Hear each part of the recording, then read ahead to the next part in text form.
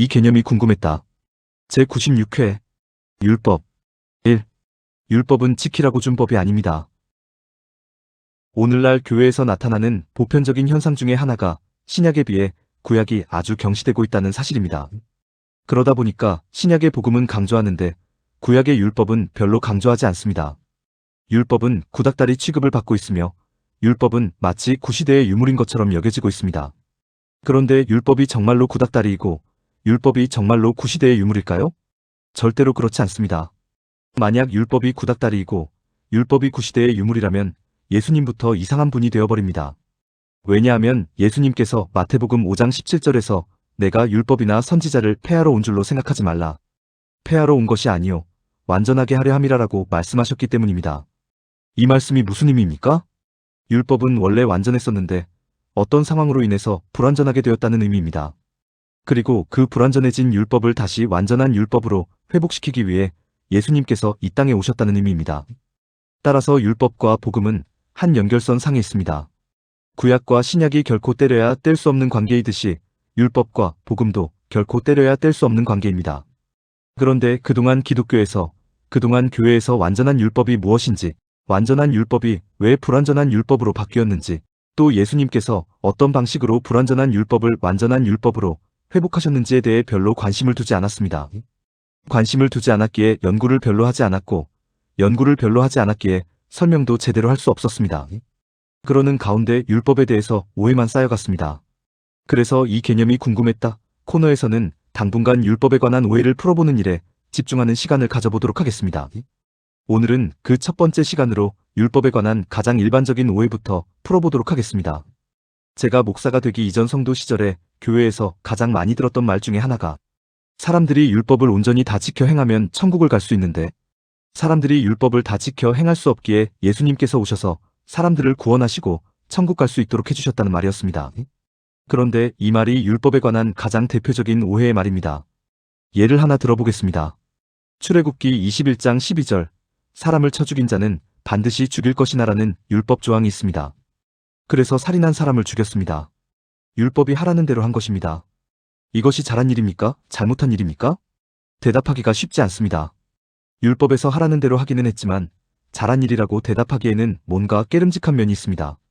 또 출애굽기 21장 23절로 25절 생명은 생명으로, 눈은 눈으로, 이는 이로, 손은 손으로, 발은 발로, 된 것은 된 것으로, 상하게 한 것은 상함으로, 때린 것은 때림으로 갚을지니라라는 율법 조항이 있습니다. 그래서 어떤 사람은 율법이 하라는 대로 다 보복했습니다. 율법을 온전히 지킨 것입니다. 그런데 어떤 사람은 율법이 하라는 대로 보복하지 않고 자신에게 해를 끼친 사람을 제 마음대로 다 용서해 주었습니다. 율법을 하나도 지키지 않은 것입니다. 여러분께 여쭈어 보겠습니다. 율법에서 하라는 대로 그대로 보복한 사람이 있고 율법을 어기고 자기 마음대로 용서해 준 사람이 있습니다. 누가 더 잘한 것입니까? 누가 더 칭찬을 받아야 하겠습니까? 천국에 간다면 누가 천국에 가야 하겠습니까? 대답하기가 아주 난처하실 것입니다.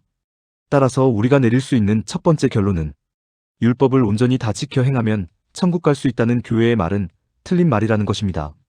율법대로 하는 것이 오히려 악한 일일 수도 있고 율법대로 하지 않는 것이 오히려 선한 일일 수도 있기 때문에 율법을 그렇게 단순화시켜서 의미를 부여하면 안 된다는 것입니다. 우리가 내릴 수 있는 두 번째 결론은 율법은 하나님께서 지키라고 주신 것이 아니라는 것입니다. 하나님께서 율법을 그대로 지켜 행하라고 주신 것이 아니라는 것입니다. 지키라고 주신 것이라면 그 규정이 아주 명확해야 합니다. 행하라고 주신 것이라면 행하는 것이 더 옳은지 행하지 않는 것이 더 옳은지 아주 분명해야 합니다. 그런데 조금 전 살펴보았듯이 율법은 사람을 아주 혼동하게 만듭니다. 사람을 아주 고민하게 만듭니다. 사람을 아주 피곤하게 만듭니다. 따라서 율법은 지키라고 주신 것이 아니라 행하라고 주신 것이 아니라 다른 의도로 주셨을 수밖에 없다는 결론에 도달할 수 있습니다. 이렇게 말씀드리면 이의를 제기하고 싶으신 분이 많이 계실 것입니다. 하나님께서 모세에게도 여호수아에게도 다윗에게도 솔로몬에게도 항상 하셨던 말씀이 율법책을 항상 내 곁에 두며 그것을 주야로 묵상하며 그것을 온전히 지켜 행하면 형통해질 거라고 말씀하셨는데 도대체 무슨 근거로 율법을 지키라고 주신 것이 아니라고 주장할 수 있는지 무슨 근거로 율법을 행하라고 주신 것이 아니라고 주장할 수 있는지 따지고 싶은 분이 참으로 많이 계실 것입니다. 그런데 우리가 반드시 이해해야 하는 것이 있습니다.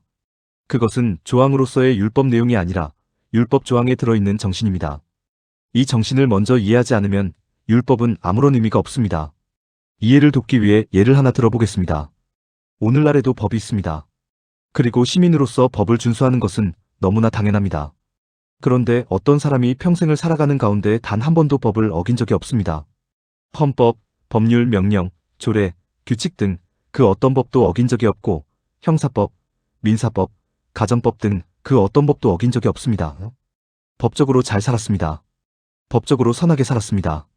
법적으로 모범적인 삶을 살았습니다. 그런데 이 사람이 정말 잘 산 것인지, 이 사람이 정말 선하게 산 것인지, 이 사람이 정말 모범적으로 산 것인지 여러분께서 한번 판단해 주시기 부탁드립니다.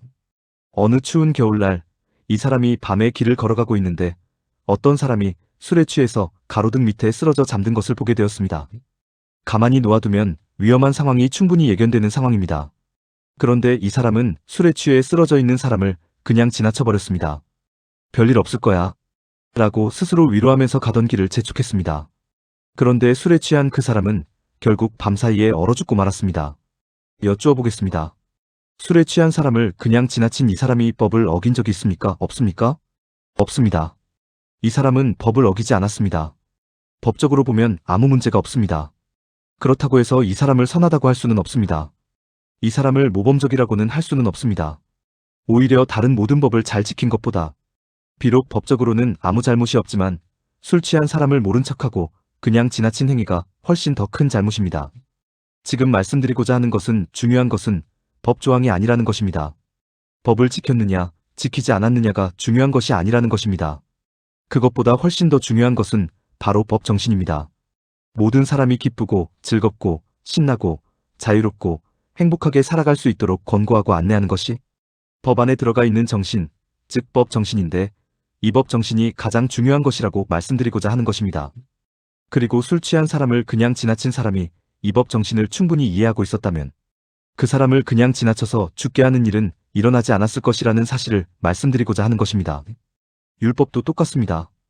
율법을 법조항으로 이해하기에 앞서 율법을 지키고 율법을 행하기에 앞서 반드시 전제되어야 하는 것이 율법의 정신이 무엇인지 그것부터 바르게, 온전히, 확실하게 이해하는 것입니다. 그것이 너무너무 중요합니다. 하나님께서 율법을 온전히 지켜 행하라고 말씀하실 때 단순히 지켜 행하라는 것이 아니라 율법에 들어가 있는 정신, 즉 하나님의 성품과 속성, 하나님의 심정과 마음, 하나님의 가치와 원리를 완전히 이해한 후에 지켜 행하라고 말씀하시는 것입니다. 율법의 정신, 이것이 너무너무 중요합니다. 오늘 영상 초반부에 예수님께서 율법을 폐하러 온 것이 아니요 완전하게 하려 함이라라고 말씀하셨다고 했습니다. 이 말씀의 의미가 무엇이겠습니까? 예수님께서 새로운 율법 조항을 주신다는 의미가 아니라 훼손된 율법의 정신, 훼손된 율법의 원리, 훼손된 율법의 교훈을 다시 살리시겠다는 의미가 되는 것입니다. 그러니 율법을 다 지켜 행하면 천국 갈 수 있다는 말은 앞으로 하지 말아주시기를 간곡히 부탁드립니다. 그런 말은 하나님을 무시하는 말이고 하나님의 율법을 무시하는 말과 하나도 다르지 않습니다. 우리는 율법을 지켜야 하는 법 조항으로 이해하는 것이 아니라 그 속에 들어있는 하나님의 마음을 이해해야 합니다.